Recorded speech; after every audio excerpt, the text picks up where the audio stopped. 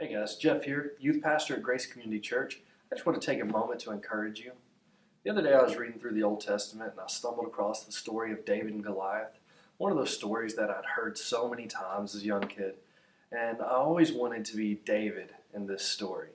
I always wanted to be the hero, the one that steps in, faces impossible odds, and tackles the giant Goliath. I always wanted to be David.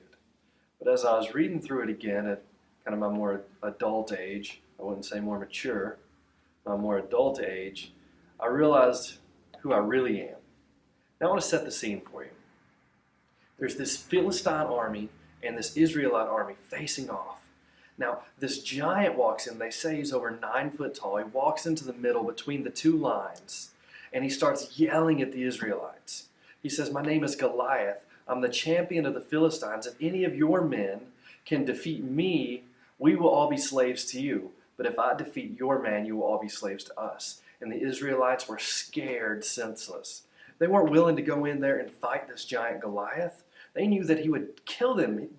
He would destroy them. So every day he comes out and he says the same rant. "I challenge any Israelite. I challenge any Israelite. I challenge any Israelite." Every day the same rant.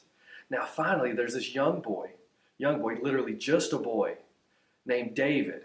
He's not a soldier. He's not a fighter. He's a shepherd from the town of Bethlehem. Now his older brothers are Israelite soldiers. So his father sends him with food to take to his brothers. Now he shows up just in time, just in the nick of time, to hear this Philistine giant ranting and raving and disgracing the Israelite army and the Israelite God. Now this upsets David, so he goes to the king of the Israelites. He goes to Saul and he says, "I will face this giant. I will destroy this giant, and we will be okay." David's the hero. He walks into the center, just a boy, against a 9-foot giant. He carries with him only 5 stones and a sling.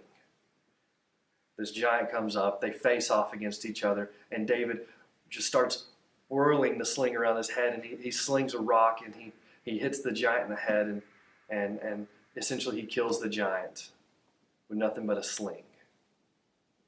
Man, I always wanted to be David, but I found myself down in verse 52.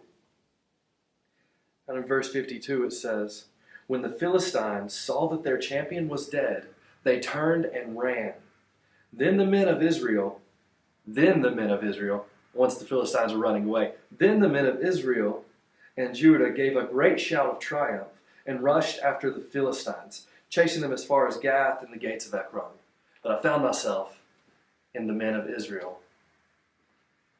That while that giant, that impossible opponent, while that giant was in the middle, they stood scared and senseless and cowardly.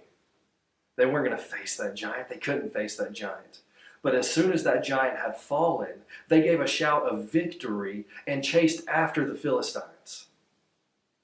Now I see myself in them because my giant wasn't Goliath. My giant was sin.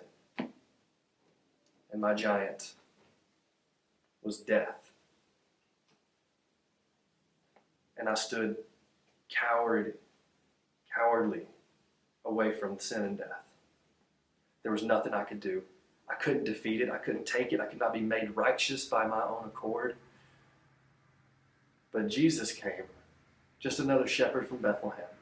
He came, and he took, instead of 5 stones, he took 3 nails and a cross, and he defeated sin and death, so that I no longer have to stand afraid, but I can actually give a shout of praise and victory, because Jesus has already came and conquered sin and death. Jesus has already came and conquered that problem that you think you're facing. Jesus has already came and won the battle. He's already made you righteous through him. So whatever it is you're going through, whatever giant you're facing today, you can know that that giant doesn't stand a chance, that that giant's actually already been defeated by the love and sacrificial love of Jesus Christ. You have that hope to cling to today. Go ahead and shout. Shout a praise of triumph, because you have a Savior that's already came and defeated the giant that stood before you.